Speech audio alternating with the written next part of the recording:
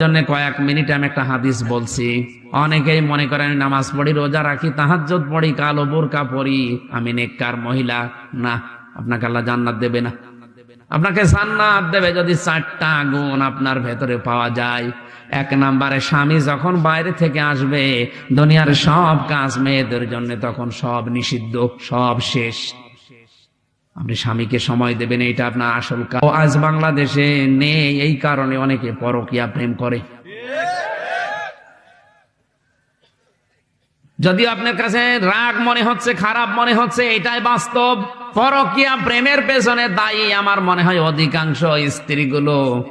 যদি একটু রেসপন্স করে, সময় দেয় নবীর এই হাদিসের দিকে তাকিয়ে, নবী বলেন যখন স্বামী আসবে, দুনিয়ার সব কাজ ওই মহিলার জন্য স্থগিত। যত বড় কাজ থাক সব বাদ, স্বামীকে সময় দেওয়া ওর জন্য ফরজ। ওর জন্য কি? স্বামী এসেছে 8 ঘন্টা ডিউটি করে, ও সময় দেওয়া দূরের কথা, ও হাঁসের খাবার দিয়ে নিয়ে ব্যস্ত। তোর হাঁসই বড় হয়ে গেল, ওই হাঁসের গলা টিপে মেরে ফেলা দরকার। দ্বিতীয় নম্বরে, যে স্বামী যেটা পছন্দ করে ওটা যদি জায়েজ হয়, আপনার জীবন থাকতে ওইটা পছন্দ করা লাগবে।